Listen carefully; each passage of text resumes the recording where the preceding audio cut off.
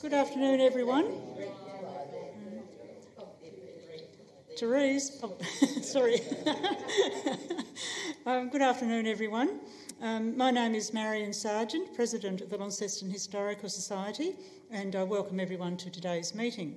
I extend a special welcome to new members, visitors, and to everyone out there watching on Zoom. And I know we've got several out there today. And I acknowledge the traditional owners of the land on which this event is taking place. And thank you to the members who attended the wonderful John West lecture last month. We had about 100 people there, with Dr. Alison Alexander speaking on John West and the battle to end transportation. And a link to that audio and pictures is on our website. Our next event will be here on Sunday, May the 15th, and Stefan Petro will tell us about coping with shock infectious diseases, typhoid and cholera in 19th century Tasmania. I think we can identify with these shock diseases now, can't we? So it's still going on.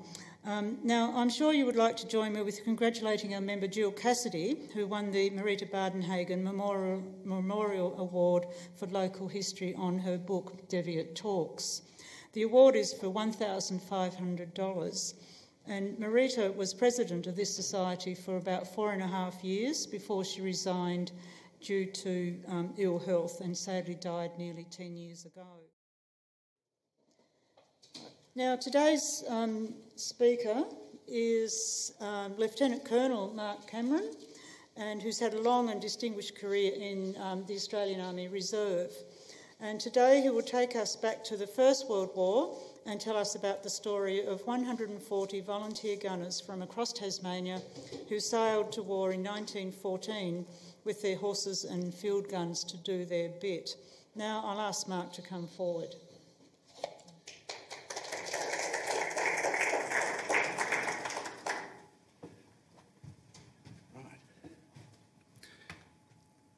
We'll just get the technicalities sorted out. There's an old adage in the military that infantry never understood their orders, cavalry ignored them, and artillery made their own arrangements. So today we're talking about the artillery and their own arrangements. But first, a little bit of background. Tasmania became a self-governing colony in 1856, and with self-government came responsibility for defence. Tasmania, as with the other former colonies, was concerned with seaborne assaults on the main population centres, and here it was Hobart and Launceston. The British system of coastal forts was therefore maintained, but now manned by generally volunteers to minimise the expense.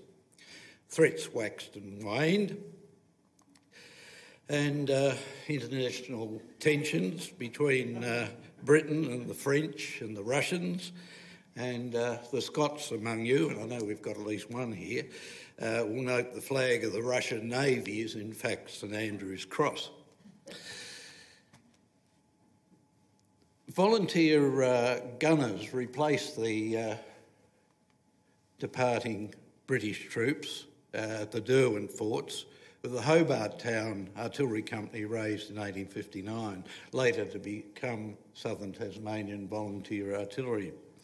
Whilst Hobart defences commenced with European settlement, the defence of Launceston came much later with pressure from the local community.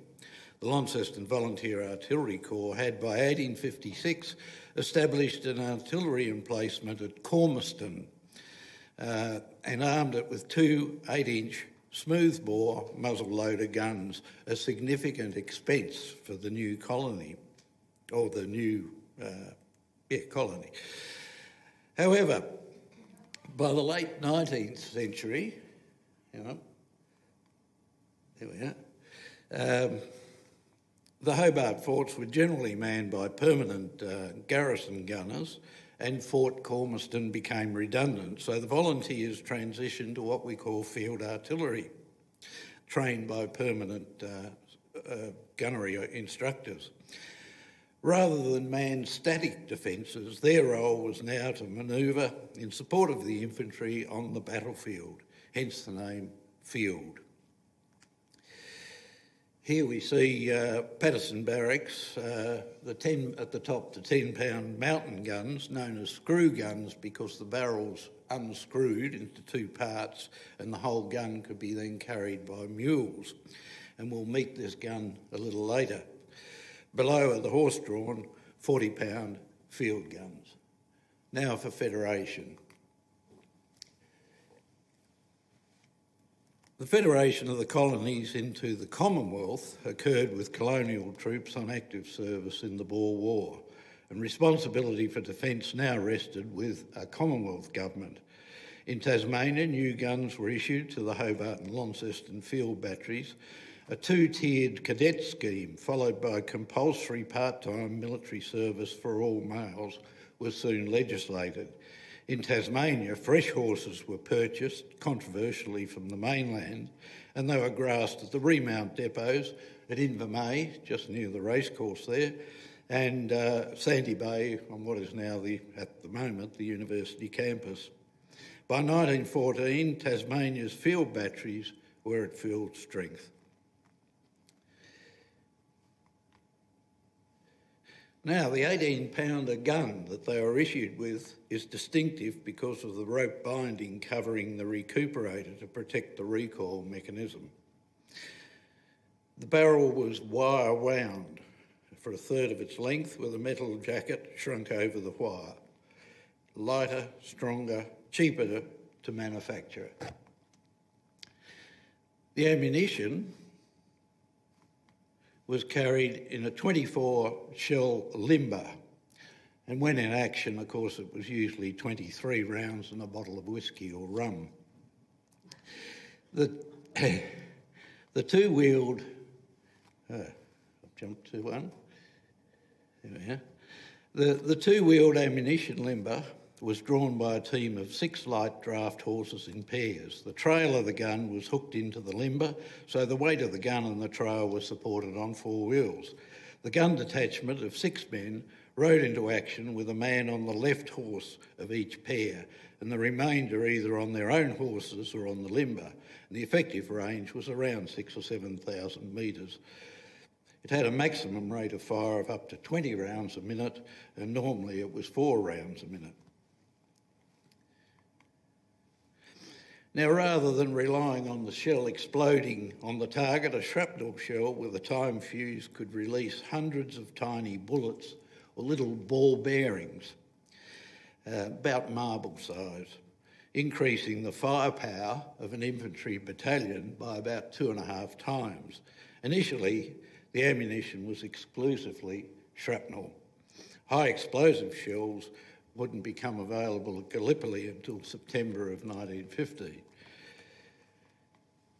The time fuse was set to explode the shell at a set distance along the trajectory, and this blew off the shell nose and fired those 374 little bullets towards the target in a cone, a bit like a shotgun, effective almost 300 metres ahead.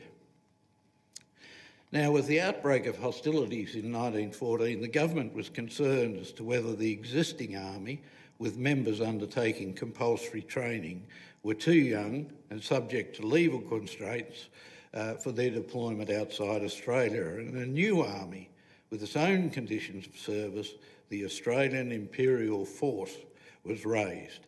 Ironically, most of the young men who had undergone compulsory training with the AMF were now serving in the AIF. And it's recorded that at a battery parade night in Hobart, a call was made for volunteers for the AIF, and I quote, "upon which the whole parade stepped forward as one." Supporting the 3 infantry brigades of the 1st Division were 3 field artillery brigades. Later we know them as regiments. The 3rd Field Artillery Brigade comprised 7 field batteries from Queensland, 8 from Western Australia, and the 9th from Tasmania, as well as the brigade ammunition column. And each battery was equipped with 4 of those 18-pounder guns. A young, enthusiastic New Zealand exchange officer serving at Anglesey Barracks, William Burgess, elected to serve with the AIF rather than with the New Zealand Expeditionary Force, and was appointed to command the 9th Battery, forming up at Pontville, and later we knew it as Brighton Camp. In Launceston, young Second Lieutenant Dickie G took command of the Launceston members, becoming Burgess's deputy. In Tasmania, most volunteers joined the 12th Infantry Battalion, but there was competition for horsemen between the 9th Battery and the Tasmanian Light Horse Squadron.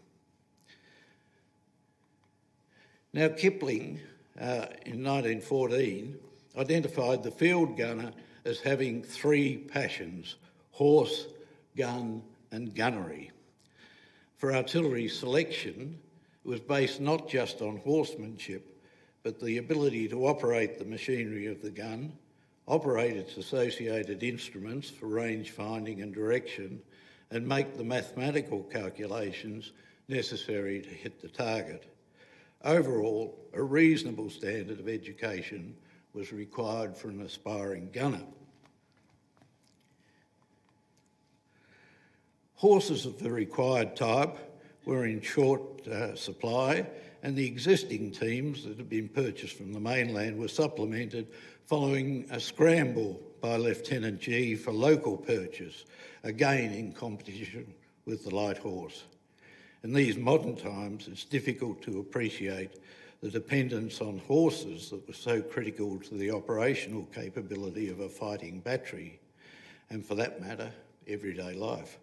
Of the 125 horses which sailed with the battery, only 3 remained to be auctioned off in France in 1918.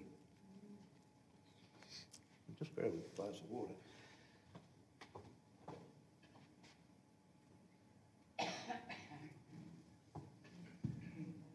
Running on dry. It's better.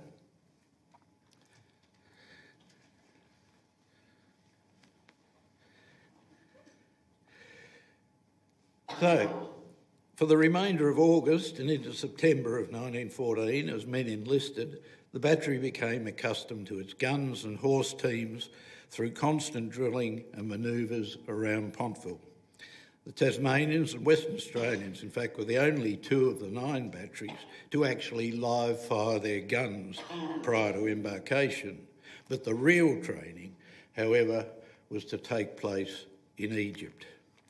And so it was on the 19th of September 1914, the battery undertook the 5.5-hour route march from Pontville to Hobart's Ocean Pier to join the members of the 12th Battalion and other units such as C Squadron, 3rd Light Horse Regiment, aboard the Geelong and the Katuna for overseas service.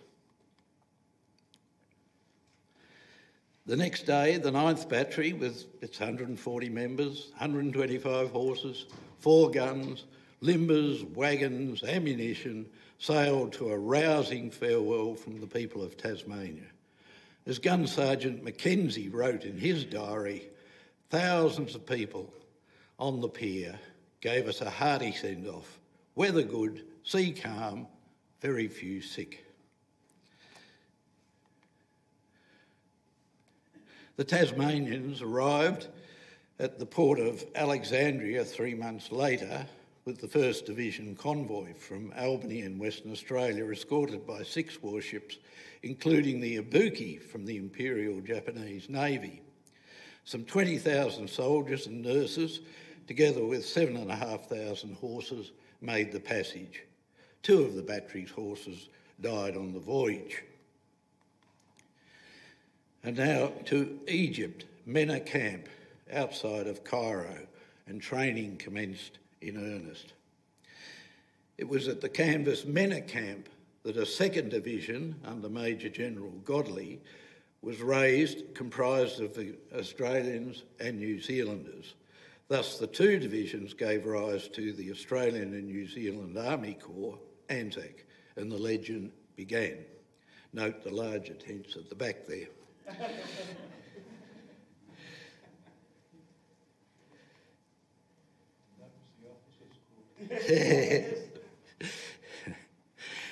Yeah, one can only imagine the sight of the divisional artillery on the move through the desert. 3 field batteries, brigades rather, with their divisional ammunition column, water carts, general service wagons, and each battery of 4 guns in column a route. The 9 batteries with their ammunition would stretch something like 5 kilometres across the desert.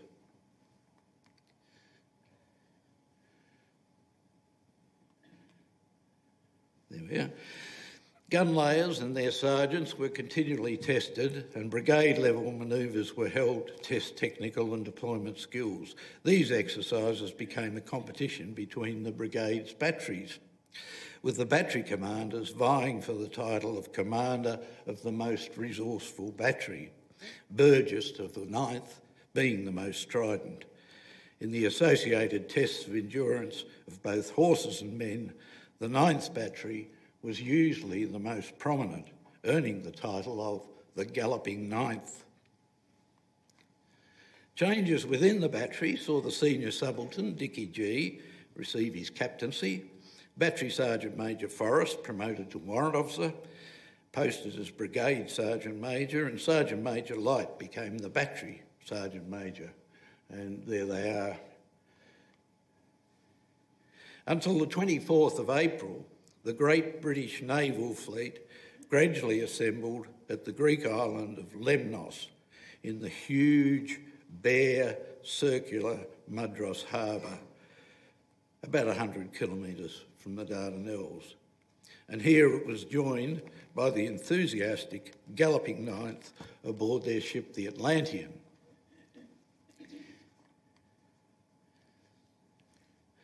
Sergeant Mackenzie records of their time at Lemnos. Get this to go, there we are. We did a lot of practice disembarking horses and guns and vehicles into the large pontoons which we carried on the boat for the purpose. We used to load these pontoons with horses and guns, land them on the island, give the horses exercises and then re-embark them. The expectations of a battle of manoeuvre for which they had trained and were still training were soon to be shattered. Now let's have a look at the other side. What of the enemy? The Russian fleet, now our friends, were attacking Constantinople from the Black Sea. Russian forces were moving south from the Caucasus to invade Turkey from the east, and were to meet up at Constantinople with the British advance from the Dardanelles. The Ottomans, however, had thwarted the attempt of the Royal Navy to force the Dardanelles and meet up with the Russians. The failure of the Royal Navy is evident from the map. Forts with their heavy guns are the blue squares and the mines are the blue lines. Seems almost suicidal to try and drive a ship through there. But the Australian submarine AE2 did make it.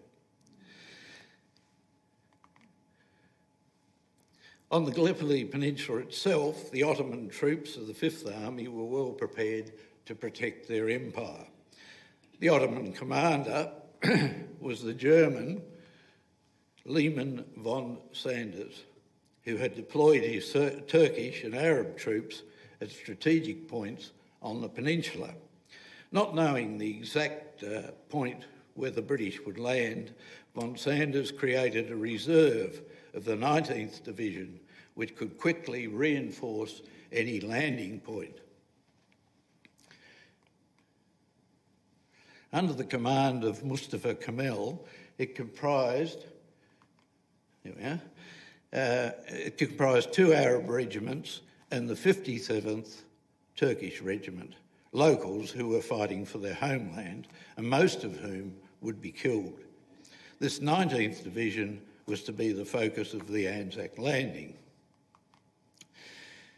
Contrary to common belief, there was a very detailed plan for the Gallipoli landing. General Hamilton's plan commenced with 3 diversionary assaults: the French colonials on the Asiatic coast to draw reserves away from the Dardanelles, The Royal Marines under General Paris, nuisance at Bulair, landing and then withdrawing, and the British colonials under General Burwood, comprising Australians, Indians, New Zealanders, and curiously a contingent of Ceylon tea planters at Ari Burney. Their task was to engage the Turkish 19th Division, Mustafa Kemal, and await the advance from the south, which of course never came. Hamilton's main assault was then to land the British on the tip of the peninsula at 5 landing points, VW, X, Y and S, hopefully with the Turkish 19th Division, which I circled, sufficiently distracted by the Anzacs, unable to interfere. So that was the outline of the plan.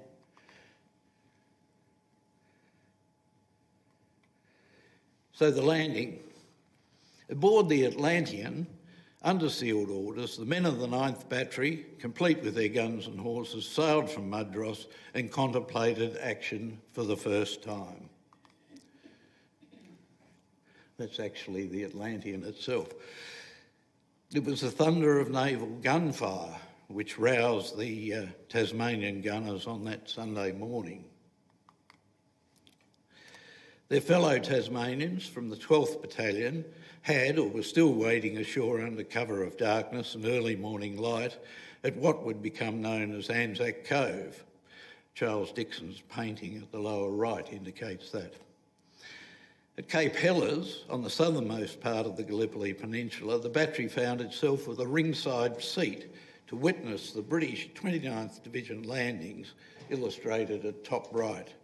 Under the castle at V Beach, the deliberately beached ex-coal carrier, the River Clyde, disgorged troops from its bow directly into the Turkish machine gun and artillery fire, where they were massacred.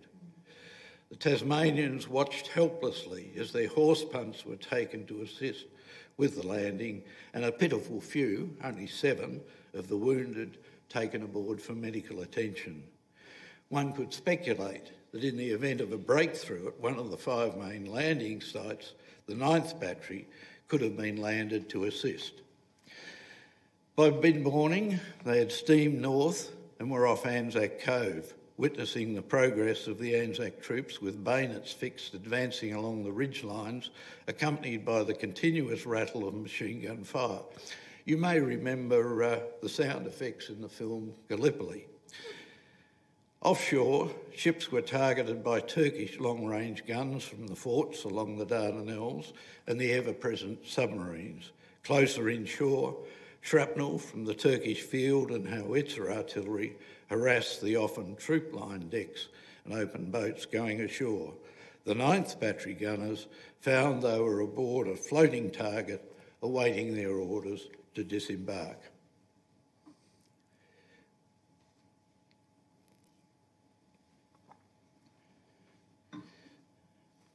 Nevertheless, Hamilton's diversion plan had succeeded. Mustafa Kemal's 19th Division fell for the ruse and went all out for the Anzac troops. As historian Peter Williams deduces, Kemal didn't have much choice. He had been hit by a force that was not the main invasion force, but too big to be ignored. The Ottoman Reserve Division was unable to reinforce the south and the peninsula. Instead, had to be reinforced itself to hold the Anzac advance. Despite their losses, the Anzacs had, by distracting the Ottoman Reserve, successfully fulfilled their mission in the overall operation, and something we don't appreciate often in Australia. Burgess and the command group were soon ashore. However, the 9th's guns did not go ashore until day 5. Their immediate task was to man the other batteries' guns to allow the gunners of the 7th and 8th batteries to rest and regroup. Their allocated area was, in fact, to be further up the ridge line, and without horses, their guns would need to be manhandled into position. Meanwhile, where are we? Captain G, as second in command, or battery captain, remained aboard the Atlantean in charge of the battery's horses, equipment and drivers. Sailing south on the 4th of May, they unloaded a gun, 2 wagons and 12 horses with 3 drivers at Cape Helles. 20 Anzac guns and 2 infantry brigades were to support the ill-fated Second Battle of Carinthia under the command of General Hunter Weston.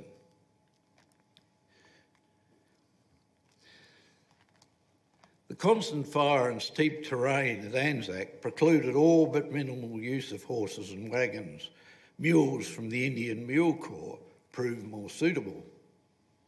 Consequently, battery horses remained aboard the Atlantean until finally, on the 12th of May, they were returned with surplus vehicles and equipment to the suburbs of Alexandria, where the Zahira detachment established camp. Many of the horses suffered from purpura. It's a flu-like affliction, probably a bit like COVID now, caused by their long incarceration aboard ship. With nearly 90% of the battery's horses in veterinary hospital, a contingent was charged with nursing them back.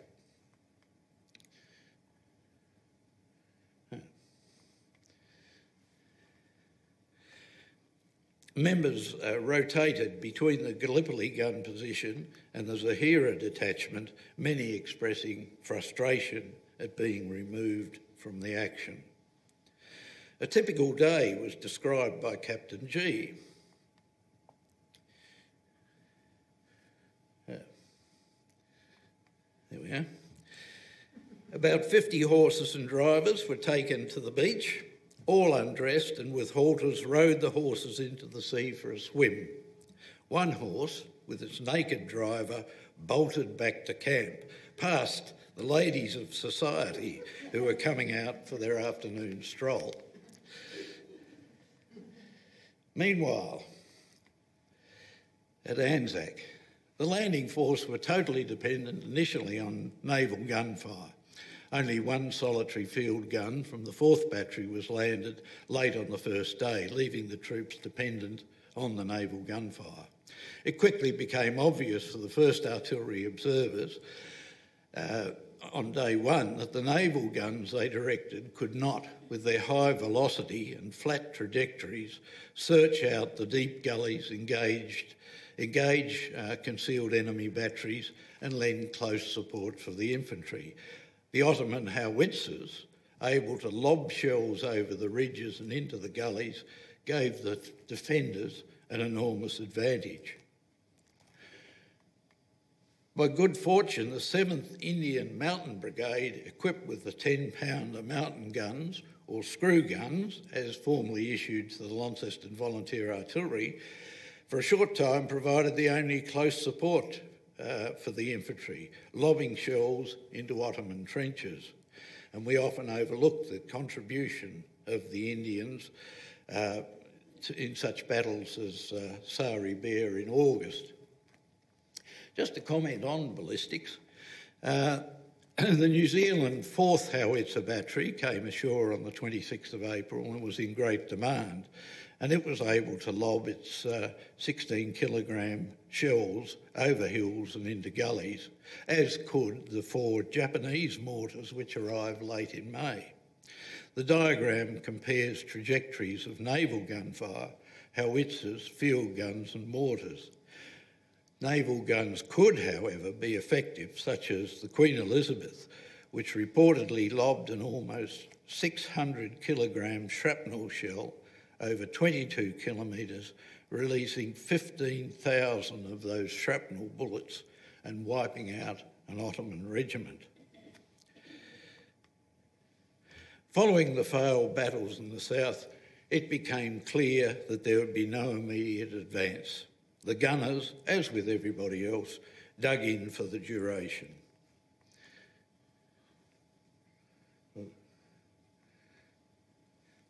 At Anzac, casualties quickly mounted. White Red Cross tents soon covered the foreshore. Artillery did not suffer the high casualties of the infantry. not being part of the landing. For the whole campaign, artillery suffered only 1.3% of the total casualties. After 6 weeks, from the 300 or so gunners of the 3rd Field Artillery Brigade, 7 had been killed and 49 wounded. In the scheme of things, the 9th Battery got off very lightly, developing a reputation as the lucky battery rather than the galloping 9th. For the whole of the campaign, only 1 member was killed, whilst 17 were wounded. The first and only member killed was gunner Athol Parry from Launceston. Parry was killed on the 11th of May, aged 19, as the 9th Battery gunners relieved the 8th Battery gunners in the vicinity of Lone Pine. He was sitting on number 4 gun's layer seat, chatting with the gun sergeant on number 3 gun, when in mid-sentence he fell forward into the sergeant's arms, mortally wounded from a sniper's bullet. Note the captured sniper being brought into the Anzac lines, a bit like a walking tree. Gunner Parry was interred behind the gun line and often visited by his fellow gunners in quiet times. He's now interred at the Lone Pine Cemetery. Within the first fortnight, the commanding officer, Rosenthal, the battery commander, Burgess, Battery Sergeant Major Light, Bombardiers Brown, FH, Brown AR and Davies had all been wounded. Now, the forward slope on an exposed ridge in full view of the enemy and subject to continuous enemy fire is not the ideal gun position, yet this is where the 9th Battery settled for the campaign. 8 days after the landing, the guns of the 9th Battery came ashore. They were then manhandled with drag ropes up Mackay's Hill with the assistance of 100 or so infantrymen desperate for artillery support. Being part of the 3rd Brigade, the battery was deployed on the right or southern part of the Anzac line behind the Tasmanian 12th Battalion and north of the 7th Battery position overlooking the sea. Unlike the 7th and 8th Battery, the 9th was widely dispersed across some 500 metres rather than the normal 150 metres, fighting initially as 2 1-gun and a 2-gun section linked by telephone cable. The frontage was later reduced.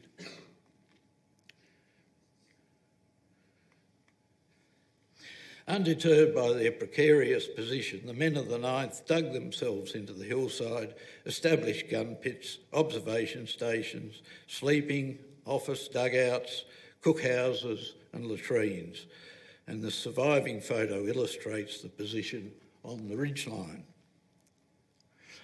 The advantage of their position was it gave a clear view of the enemy's left flank and commanded the approaches to the Anzac's extreme right flank.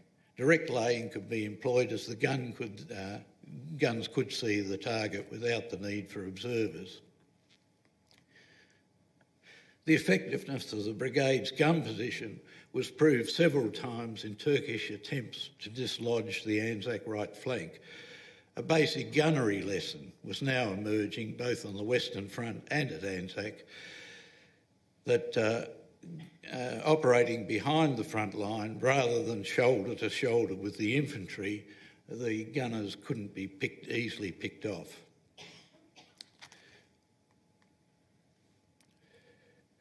The battery developed its routine under fire. As Captain G noted, the bullets going over our heads, probably 20 or 30 feet above, when we're in the deep gullies, always go with a crack and a crash, just like a bomb bursting over our heads.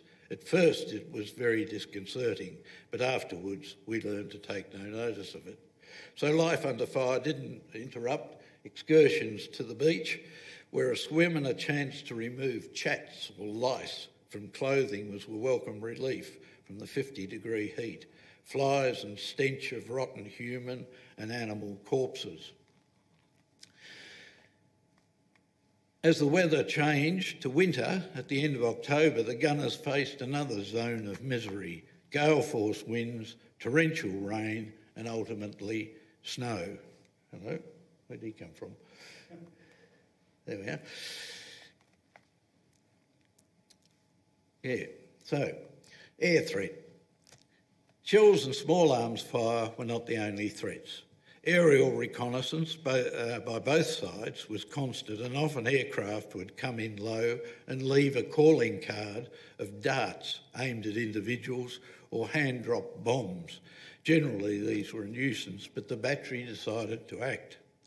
Elevating a gun into high angle with a short time fuse, attempts were made to bring down the aircraft. These attempts were unsuccessful, but did scare the pilots into taking evasive action.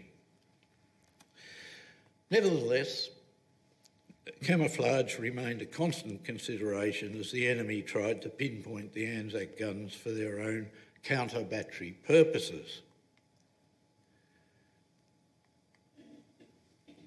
Counter-battery fire is a gunnery term used when returning shell fire onto an enemy battery. Official war historian Charles Bean referred to the practice as a duel. Apart from actions with significant assaults by both sides, much of the 9th's activity involved artillery duels. The distance over which these duels were fought was not great. Turkish gun positions were identified by nicknames such as the Olive Grove, Beachy Bill, Wineglass, Hill 600, Gun Ridge, Davy Jones, etc.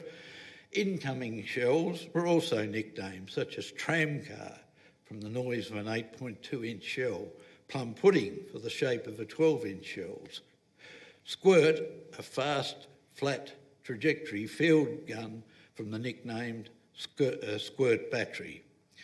And this was such a constant threat that one gun was continually laid on it. As soon as the muzzle flashed, the 9th battery gun immediately responded before a second round could be fired. The Tasmanian gunners became adept at this duelling through the campaign. Whilst the Lucky battery reputation for minimal casualties held, this is not to suggest they got off lightly. The evening of the 19th September, the Olive Grove battery dropped over 50 rounds on number 4 gun in a short bracket. The battery returned fire, disrupting the bombardment before it could score a direct hit. However, 3 gunners were injured. Late on the 7th of November, a bombardment of 8.2-inch shells fell around the position. One shell landed on number 4 gun's ammunition bay, exploding the ammunition and setting fire to the brushwood, camouflaging the gun. Lieutenant Evans and Gunner Miller were scorched and suffered from shock. The fire quickly spread across the gun position. Lieutenant Evans, although in shock, dazed and severely burned, and with shells still falling, directed the evacuation of Gunner Miller. He then organised Gunners Elliott, Faulkner and 3 nearby South Australians from the 10th Battalion to prevent the fire reaching the battery's main ammunition magazine. The magazine stored 300 precious rounds, including the brigade's reserve stock. Whilst the bombardment continued, the group contained the scrub fire, saving the magazine and averting further injury and loss of life within the battery and among the surrounding infantry. And for their efforts, Lieutenant Evans was awarded a Military Cross and evacuated. Gunner Elliott was awarded a Distinguished Conduct Medal and also evacuated. And Gunner Faulkner was awarded the Military Medal. It seems that in every conflict, and we've only got to look at the Ukraine, at the moment, the demand for logistic support is underestimated. In World War I, this was particularly so for artillery ammunition. Throughout the Empire, fighting troops were hampered by the Great Shell Crisis of 1915. They're simply running out of ammunition. And, of course, Gallipoli was the bottom of the list. In Britain, rail factories had been converted to shell production. Gin distilleries were commandeered to distill acetone for cordite production, and women, known as canaries from the chemical-induced skin colour they adopted, filled shells with lyddite and cartridges with acetone. In the short term, shell supply had been contracted to the USA.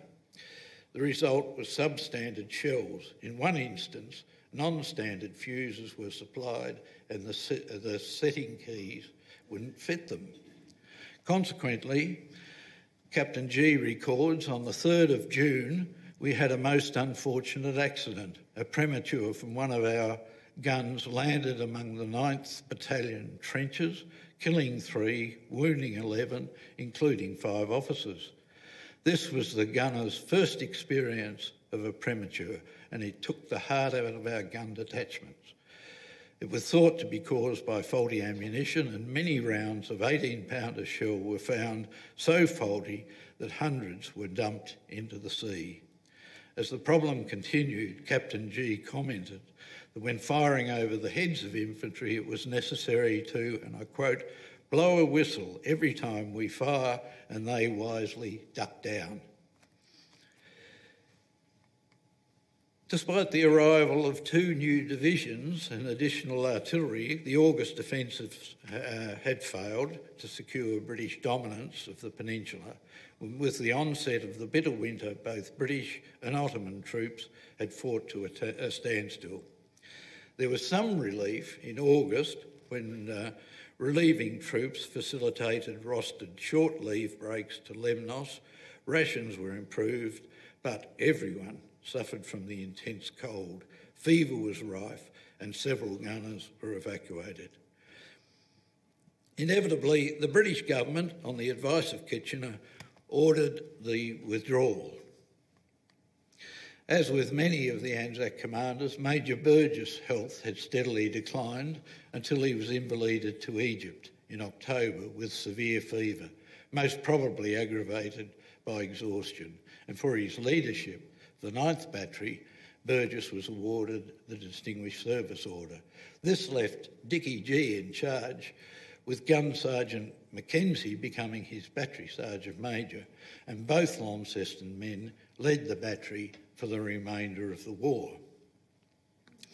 For the Australians, this was an extremely successful withdrawal, particularly in the context of all that had gone before, and with hardly a casualty. By the 18th of December, 3 guns of the 9th Battery had been evacuated and 1 remained. Surplus ammunition was stacked on the beach, limbers and wagons were broken up, and together with harness and other surplus equipment, thrown into wells.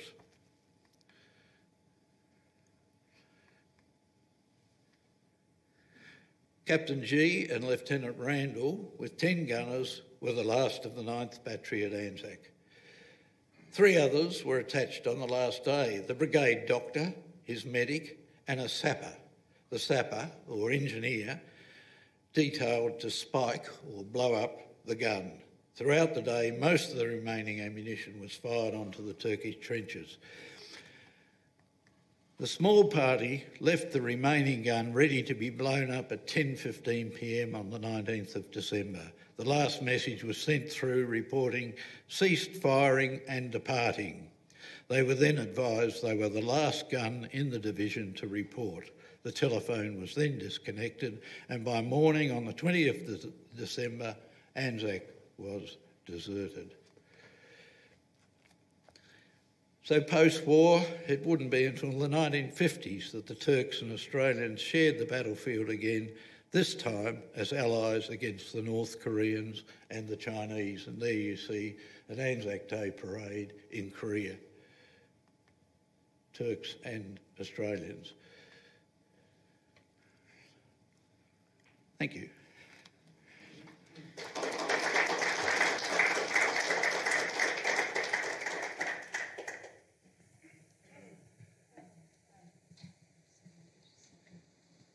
Thank you, Mark. Thank you, Mark. Yeah. that was great. Right. Sorry, I've been making notes madly. I was actually rather surprised when you talked about Athol Parry. He's related to me.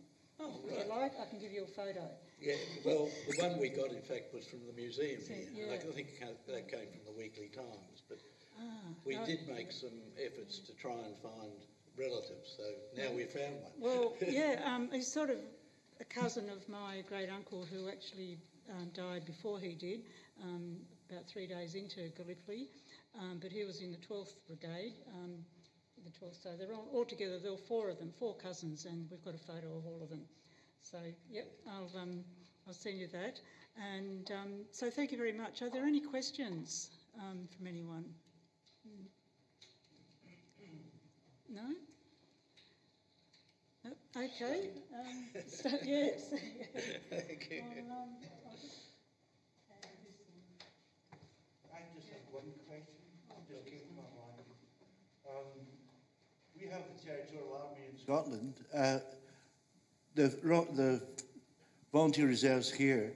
But when did conscription end in Australia? Because I'd missed conscription for about 2 years, and I decided to join anyway and give the enemy the thrill of meeting me, you know.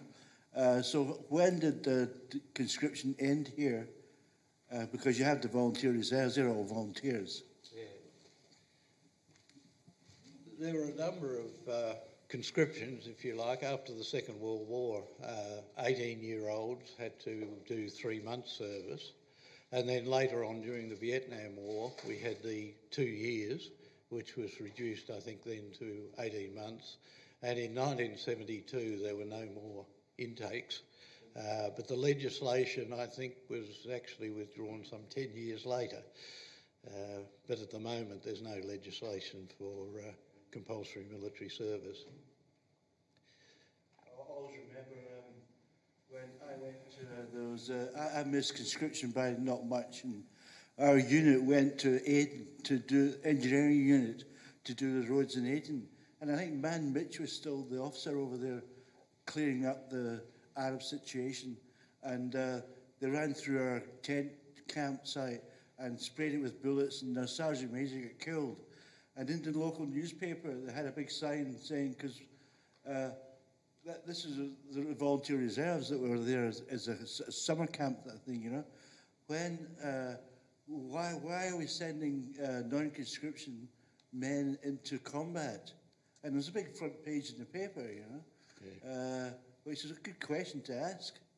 So I think they must have used the reserves a little bit for combat, not knowing it was going to be combat, because they were engineers and we're just doing roads and everything. You know? But I missed out because I was only a recruit for so many years. And I was only a recruit for a few months, and I fell out of that conscription thing, you know. Yeah. So it was quite interesting. This is about the 60s, 1960s or something, you know. Yeah, I mean, the Australian legislation was such that in the First World War, those who were conscripted and later those who served with the militia could not serve outside Australia.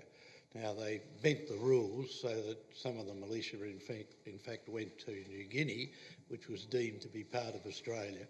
But after that, that was the reason why there was the first AIF and the second AIF, which in fact were separate armies with their own conditions of service. We've got Alistair over there.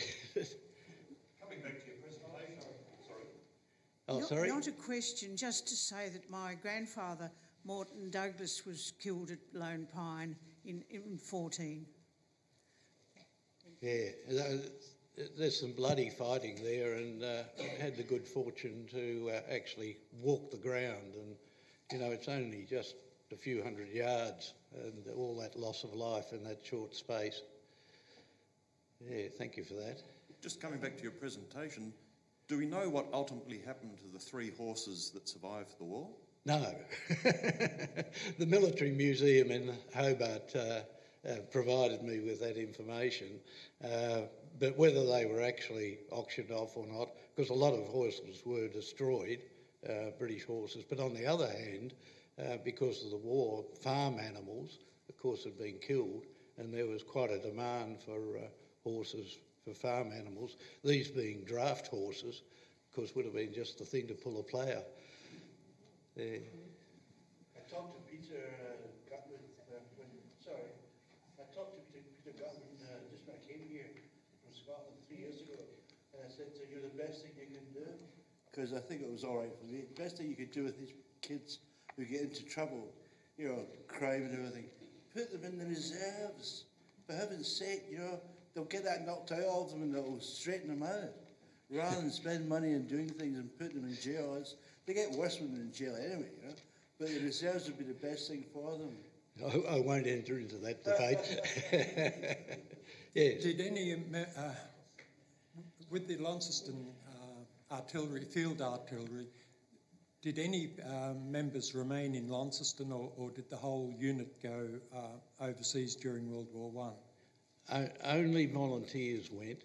The 40th Battery was in Launceston, I think, and the 41st in Hobart, and they were militia batteries, and they continued to serve, and a lot of the reinforcements came from those two batteries. So young people would do their compulsory military service, and for various reasons they'd later enlist.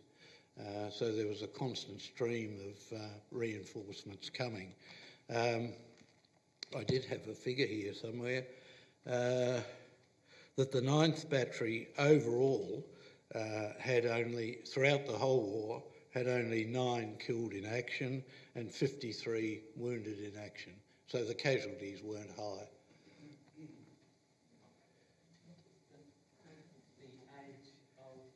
Just a moment, we'll get the microphone. With the age of going overseas, it was 21. Did it come back to 18? I'm not, off the top of my head, I'm not quite sure of what the minimum age was, but Parry obviously was 19. So, yeah, it was probably 18. I'm not sure. Anyone know? No.